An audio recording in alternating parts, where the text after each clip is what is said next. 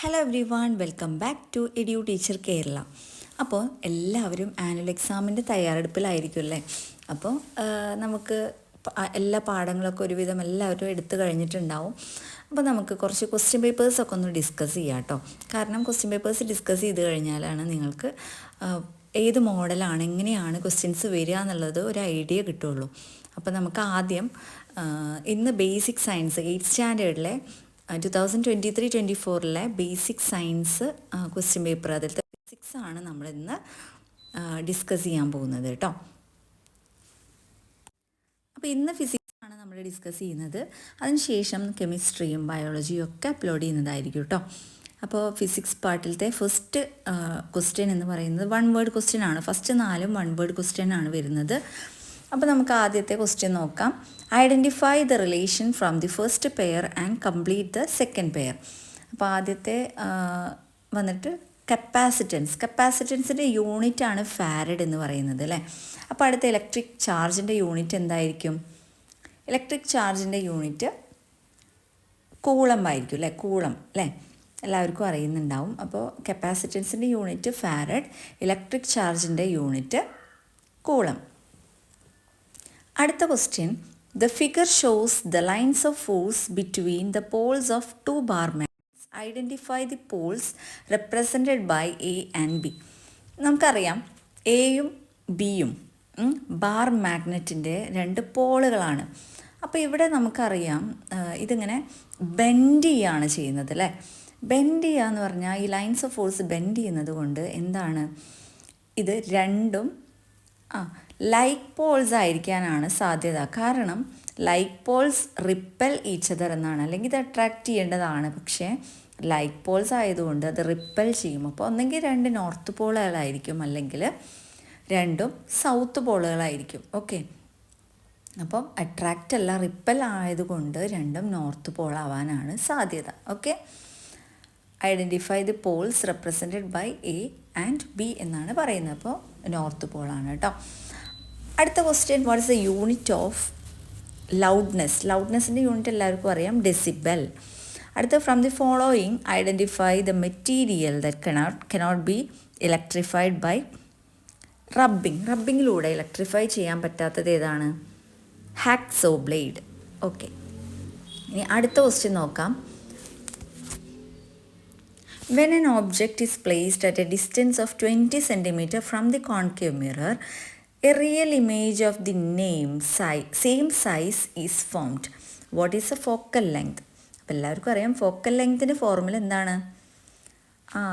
R/2 അല്ലേ, radius of curvature by 2. അപ്പം R/2 ആണ്. 20/2 യെസ് 10 അല്ലേ, 10 സെൻറ്റിമീറ്റർ ആണ് ഈ ഒരു കോൺകേവ് മിററിൻ്റെ ഫോക്കൽ ലെങ്ത് എന്ന് പറയുന്നത്. അപ്പം നമ്മൾ ഇത് 2 മാർക്സിൻ്റെ ക്വസ്റ്റ്യൻസ് ആയതുകൊണ്ട് നമ്മളിതിൻ്റെ ഫോർമുലയൊക്കെ എഴുതണം കേട്ടോ. ഫോർമുല എഴുതിയാൽ മാത്രമേ നിങ്ങൾക്ക് 2 മാർക്സ് കിട്ടുള്ളൂ. 1 വേർഡ് ആയിരുന്നെങ്കിൽ നമുക്ക് ആൻസർ മാത്രം എഴുതിയാൽ മതി. പക്ഷേ 2 മാർക്സിൻ്റെ ക്വസ്റ്റ്യൻ ആയതുകൊണ്ട് നമ്മൾ ഫോർമുലയൊക്കെ എഴുതണം. ഓക്കെ, R/2 എന്നൊക്കെ എഴുതണം കേട്ടോ. സ്റ്റെപ്പ് എഴുതിയിട്ട് വേണം നിങ്ങൾ ചെയ്യാനായിട്ട്. അടുത്ത question, write any 2 characteristics of lines of force around a bar magnet. Bar മാഗ്നറ്റിൻ്റെ ലൈൻസ് ഓഫ് ഫോഴ്സിൻ്റെ ക്യാരക്ടറിസ്റ്റിക്സ് എന്തൊക്കെയാണെന്നാണ് ചോദിക്കുന്നത്. അപ്പോൾ നമുക്കറിയാം അല്ലേ, കുറേ 2-3 ക്യാരക്ടറിസ്റ്റിക്സ് ആണുള്ളത്. അപ്പോൾ അതിൻ്റെ ആദ്യത്തെ ക്യാരക്ടറിസ്റ്റിക്സ് എന്ന് പറയുന്നത്, magnetic lines of force do not intersect each other. Magnetic lines of force രണ്ടും എല്ലാം കൂടി, അല്ലെങ്കിൽ ഓരോ ലൈൻസ് ഓഫ് ഫോഴ്സും do not intersect each other, രണ്ടും കൂടി കൂട്ടിമുട്ടില്ല എന്നാണ് പറയുന്നത്. ഓക്കെ, അടുത്തത്, magnetic lines of force bend sideways when like poles of the magnet come near each other. നമ്മൾ നേരത്തെ കണ്ടൂലേ ആ ഒരു പിക്ചർ, 2 പോൾ ലൈക്ക് പോൾസ് ആണ് അടുത്ത് വരുന്നത് എങ്കിൽ എന്താണ്, ബെൻഡ് സൈഡ് വേസ്, സൈഡിലേക്ക് ചെരിഞ്ഞു പോവും. ഓക്കെ, നേരെ വരില്ല. അപ്പോൾ അതാണ് നമ്മൾ നേരത്തെ ആ ഒരു പിക്ചറിൽ കണ്ടത്. ഓക്കെ, അടുത്ത ക്വസ്റ്റ്യൻ നോക്കാം. Negatively charged road is brought near an electroscope as shown in the figure. Copy down the diagram and mark the distribution. Of electric charge formed at A and B. ഇത് നിങ്ങളുടെ ടെക്സ്റ്റിലത്തെ same പിക്ചറാണ്. അതിൽ വരുന്ന മാർക്കിങ്സൊക്കെ നിങ്ങൾ നോക്കണം കേട്ടോ.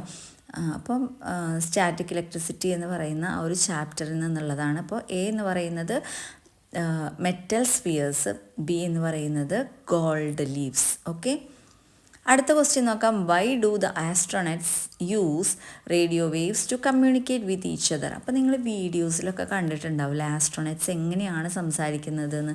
ഈ ഒരു വോക്കൽ കോഡ്സിൻ്റെ ആ ഭാഗത്ത് ഒരു റേഡിയോ ഡിവൈസ് ഉപയോഗിച്ചിട്ടാണ് അവർ വർത്തമാനം പറയുന്നത്, സംസാരിക്കുന്നത്. ഓക്കെ, അപ്പോൾ എന്തുകൊണ്ടാണത്? അടുത്ത question, why do astronaut use radio devices to communicate with one another? എന്തുകൊണ്ടാണ് ആസ്ട്രോണറ്റ്സ് ഒരു റേഡിയോ ഡിവൈസ് ഉപയോഗിച്ചിട്ട് സംസാരിക്കാൻ ഉപയോഗിക്കുന്നത് എന്നാണ് ചോദ്യം. അപ്പോൾ നിങ്ങൾ കണ്ടിട്ടുണ്ടാവും വീഡിയോസിലൊക്കെ ആസ്ട്രോണറ്റ്സൊക്കെ സംസാരിക്കുന്നത് ഈ വോക്കൽ കോഡിൻ്റെ ഈ ഒരു ഭാഗത്ത് ഒരു ഡിവൈസ് കണക്ട് ചെയ്തിട്ടാണ് അല്ലേ. അപ്പോൾ കാണാത്തവർ ജസ്റ്റ് യൂട്യൂബിൽ ഒന്ന് സെർച്ച് ചെയ്ത് നോക്കിയാൽ മതി കേട്ടോ. അപ്പോൾ നിങ്ങൾക്ക് കാണാൻ പറ്റും അവർ സംസാരിക്കുന്നത്. എന്തുകൊണ്ടാണ്? Sound needs medium to travel. പക്ഷെ നമുക്കറിയാം there is no medium in സ്പേസിൽ മീഡിയം ഇല്ല. സൗണ്ടിന് മീഡിയത്തിൻ്റെ ആവശ്യമുണ്ട് അല്ലേ ട്രാവൽ ചെയ്യാനായിട്ട്. അതുകൊണ്ടാണ് അവർ ആസ്ട്രോണറ്റ്സ് റേഡിയോ വേവ്സ് ഡിവൈസ് ഉപയോഗിച്ച് സംസാരിക്കുന്നത്. അടുത്ത ക്വസ്റ്റ്യൻ നോക്കാം. Classify the physical quantities given in the box as fundamental quantities and derived quantities. അപ്പോൾ 2 ടൈപ്പ് ക്വാണ്ടിറ്റീസ് ആണുള്ളത്. ഒന്ന് ഫണ്ടമെൻ്റൽ ക്വാണ്ടിറ്റീസും ഒന്ന് ഡിറൈവ്ഡ് ക്വാണ്ടിറ്റീസും. അപ്പോൾ ഇതിൽ ഫണ്ടമെൻ്റൽ ക്വാണ്ടിറ്റീസ് ഏതൊക്കെയാണ്? പിന്നെ ബോക്സിൽ കുറച്ച് ക്വാണ്ടിറ്റീസ് കൊടുത്തിട്ടുണ്ട്. ലെങ്ത്, ഡെൻസിറ്റി, പിന്നെന്താ ഏരിയ, മാസ്. അപ്പം ലെങ്ത്തും മാസും എന്താണ്? ഫണ്ടമെൻ്റൽ ആയിട്ടുള്ള ക്വാണ്ടിറ്റീസ് ആണ് അല്ലേ. അടുത്തത് ഡെൻസിറ്റിയും അതുപോലെ ഏരിയയും എന്താണ്? ഡിറൈവ്ഡ് ആയിട്ടുള്ള ക്വാണ്ടിറ്റീസ് ആണ്. ഓക്കെ, അടുത്ത ക്വസ്റ്റ്യൻ നോക്കാം. അടുത്ത 3 മാർക്സിൻ്റെ ക്വസ്റ്റ്യൻ ആണ് കേട്ടോ. അപ്പം ഒബ്സർവ് ദ ഫിഗർ, ഒരു ഫിഗർ തന്നിട്ടുണ്ട്. അപ്പം അതിൻ്റെ ക്വസ്റ്റ്യൻ എന്താണെന്ന് വെച്ചിട്ടുണ്ടെങ്കിൽ complete the ray diagram showing the image formation by drawing the path of the reflected rays. അപ്പം റേ ഡയഗ്രാം അത് പൂർത്തിയാക്കാനാണ് പറഞ്ഞിട്ടുള്ളത്. ടെക്സ്റ്റിലുള്ള ക്വസ്റ്റ്യൻ ആയിരിക്കും കേട്ടോ. അപ്പം ഇതിൽ നമുക്കറിയാം ഒബ്ജക്റ്റ് ഉണ്ട്, അതുപോലെ സെൻറ്റർ ഓഫ് കർവേച്ചർ ഉണ്ട്, ഫോക്കസ് അല്ലേ, ഫോക്കസ് കൊടുത്തിട്ടുണ്ട്, പ്രിൻസിപ്പൽ ഫോക്കസ് ഉണ്ട്, പിന്നെന്താ തന്നിട്ടുള്ളത്, പിന്നെ ഇൻസിഡൻറ്റ് റേ തന്നിട്ടുണ്ട്. അപ്പോൾ നമുക്കറിയാം അല്ലേ incident ray parallel to the principal axis എന്താണ് കൊടുത്തിട്ടുള്ളത്?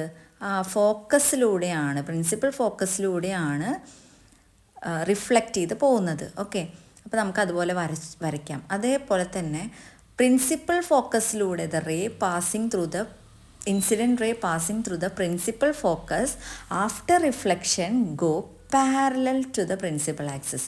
പ്രിൻസിപ്പൽ ആക്സിസിന് പാരലായിട്ടാണ് ഫോക്കസിലൂടെ പോകുന്ന റേ റിഫ്ലക്റ്റ് ചെയ്ത് പോകുന്നത് കേട്ടോ.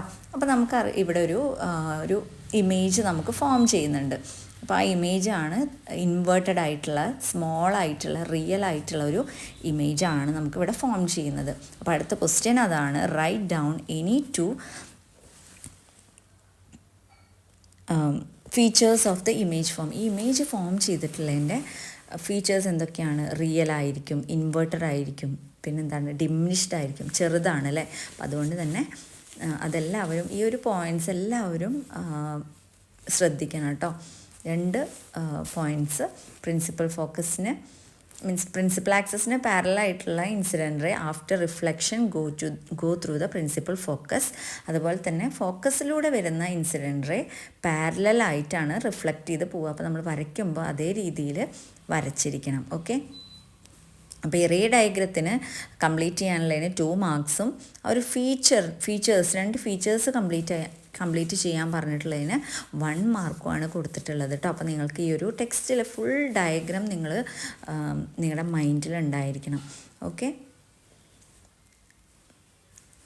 അപ്പോൾ ഇതേപോലത്തെ വരയ്ക്കാനൊക്കെ വന്നിട്ടുണ്ടെങ്കിൽ നിങ്ങൾ അതേപോലെ വരച്ച് നിങ്ങളെ ഐഡിയ ഉപയോഗിച്ച് തന്നെ വരയ്ക്കണം. ഈ നമ്മൾ പഠിച്ചതൊക്കെ നമ്മൾ എന്ത് ചെയ്യണം? അത് മനസ്സിലുണ്ടായിരിക്കണം. അതിനനുസരിച്ച് വേണം നമ്മളത് ആൻസർ ചെയ്യാനായിട്ട്. അടുത്ത question. Bats can travel in darkness. Do you agree with the statement? Justify your answer. അപ്പം ബാറ്റ്സിന് രാത്രി ട്രാവൽ ചെയ്യാൻ പറ്റും എന്നാണൊരു സ്റ്റേറ്റ്മെൻറ്റ് കൊടുത്തിട്ടുള്ളത്. അതിന് നിങ്ങൾക്ക് എഗ്രി ചെയ്യാൻ പറ്റുമോ? യെസ്, ഐ എഗ്രി അല്ലേ. അപ്പോൾ ആദ്യത്തെ ക്വസ്റ്റ്യൻ അതാണ്, 3 മാർക്സിൻ്റെ ക്വസ്റ്റ്യൻ ആണ്. അപ്പം എങ്ങനെയാണ് അവർ അത് രാത്രി ട്രാവൽ ചെയ്യുന്നത്? Bats can produce and here ultrasonic waves produce ചെയ്യാനും കഴിയും, അതുപോലെ തന്നെ ഹിയർ കേൾക്കാനും കഴിയും. The sound they produce reflects by hitting on objects. അതായത് അവർ ആ പ്രൊഡ്യൂസ് ചെയ്യുന്ന സൗണ്ട് എന്ത് ചെയ്യും, അവർ റിഫ്ലെക്ട്സ് റിഫ്ലക്റ്റ് ചെയ്യും, ഓരോ സാധനങ്ങളിൽ തട്ടിയിട്ട് അത് റിഫ്ലക്റ്റ് ചെയ്യും. Bats can analyse the returning sounds. അതായത് ബാറ്റിന് ആ ഒരു തിരിച്ചു വരുന്ന റിഫ്ലക്റ്റ് ചെയ്യുന്ന സൗണ്ട് ഉണ്ടല്ലോ, അതവർക്ക് അനലൈസ് ചെയ്യാൻ കഴിയും. അതാണ് ആ ഒരു ക്വസ്റ്റ്യൻ്റെ ആൻസർ എന്ന് പറയുന്നത്. ഓക്കെ, അടുത്ത ക്വസ്റ്റ്യൻ നോക്കാം. Write down 3 precautions to be taken for protecting ourselves from ലൈറ്റ്നിങ്ങിൽ നിന്നും പ്രൊട്ടക്റ്റ് ചെയ്യാൻ വേണ്ടിയിട്ട് എന്തൊക്കെ കാര്യങ്ങൾ, എന്തൊക്കെ പ്രിക്കോഷൻസാണ്, മുൻകരുതലുകളാണ് നിങ്ങൾ എടുക്കേണ്ടത് എന്നാണ് ചോദിക്കുന്നത്. അപ്പോൾ 3 മാർക്സിൻ്റെ ക്വസ്റ്റ്യൻ ആണ്. അപ്പോൾ എന്ത് ചെയ്യണം, 3 പോയിൻറ്റ്സ് അതിലുണ്ടായിരിക്കണം എന്ന് എല്ലാവരും ശ്രദ്ധിക്കുക കേട്ടോ. വാലിഡ് ആയിട്ടുള്ള ടെക്സ്റ്റിലുള്ള സെയിം ക്വസ്റ്റ്യൻ ആണ് വന്നിട്ടുള്ളത്. ആ 3 പോയിൻറ്റ്സ് കറക്റ്റായിട്ട് ഇവിടെ എടുത്ത് എഴുതിയിരിക്കണം, എന്നെങ്കിൽ മാത്രമേ നിങ്ങൾക്ക് മാർക്ക് കിട്ടുള്ളൂ. അപ്പോൾ do not operate electrical equipments, do not lean on the wall of the house, do not stand holding window bars or grills. എന്തുകൊണ്ടാണ് എല്ലാവർക്കും അറിയുന്നുണ്ടാവും അല്ലേ. അടുത്ത ക്വസ്റ്റ്യൻ നോക്കാം. Classify the following statements with respect to concave mirror and convex mirror. Concave മിററിൻ്റെയും convex മിററിൻ്റെയും കുറച്ച് uses ആണ് ഇവിടെ കൊടുത്തിട്ടുള്ളത്. അപ്പോൾ നമ്മളത് കറക്റ്റായിട്ട് കോൺകേവ് മിററിൻ്റെ ആദ്യം നോക്കാം. കോൺകേവ് മിററിൻ്റെ used as makeup mirror, used as shaving mirror, അതുപോലെ തന്നെ യൂസ്ഡ് ഇൻ സോളാർ കോൺസെൻട്രേഷൻസ്. അടുത്തത് കോൺവെക്സ് മിററിൻ്റെ എന്താണ് ബാക്കിയുള്ളത്? Used as rear view mirrors in vehicles. വെഹിക്കിൾസിലെ റിയർ വ്യൂ മിററായിട്ടാണ് കോൺവെക്സ് മിറർ യൂസ് ചെയ്യുന്നത്. അടുത്തത് എന്താ? Used as reflectors in street ലൈറ്റിലെ റിഫ്ലക്റ്റേഴ്സ് ആയിട്ട് യൂസ് ചെയ്യുന്നുണ്ട്. അടുത്തത് placed on the side of the curved roads. Okay, curved roads, അതായത് അങ്ങനെ തിരിവുള്ള റോഡുകളിലൊക്കെ നിങ്ങൾക്ക് വലിയ ക്യാമറ കാണാം അല്ലേ, അതൊക്കെ കോൺവെക്സ് മിററാണ് കേട്ടോ. അപ്പോൾ ഇതൊക്കെയാണ് ഇന്നത്തെ ക്വസ്റ്റ്യൻസ്. അപ്പോൾ എല്ലാവർക്കും ഇത് യൂസ്ഫുൾ ആയിട്ടുണ്ടാവുമെന്ന് വിചാരിക്കുന്നു, മനസ്സിലായിട്ടുണ്ടാവുമെന്ന് വിചാരിക്കുന്നു. ഇതിൻ്റെ അടുത്ത ഭാഗം, അതായത് കെമിസ്ട്രി പാർട്ടും ബയോളജി പാർട്ടും ഉടൻ തന്നെ അപ്ലോഡ് ചെയ്യാം. അപ്പോൾ എല്ലാവരും ഫിസിക്സ് നന്നായിട്ട് വർക്ക് ചെയ്യുക, നന്നായിട്ട് പഠിക്കുക, എങ്കിൽ മാത്രമേ നിങ്ങൾക്ക് അടുത്ത വർഷത്തേക്കുള്ള പ്രൊമോഷൻ കിട്ടുള്ളൂ. അപ്പം നന്നായിട്ട് പഴയ ക്വസ്റ്റ്യൻ പേപ്പേഴ്സൊക്കെ ഒന്ന് നോക്കുക. അപ്പോൾ വീഡിയോ നിങ്ങൾക്ക് ഇഷ്ടപ്പെട്ടാൽ മറക്കാതെ തന്നെ ഒന്ന് ലൈക്ക് ചെയ്യുക. തുടർന്നും നിങ്ങൾക്ക് വീഡിയോ അപ്ലോഡ് കിട്ടാൻ വേണ്ടിയിട്ട് നിങ്ങൾ സബ്സ്ക്രൈബ് ചെയ്യുക കേട്ടോ. Thank you for watching.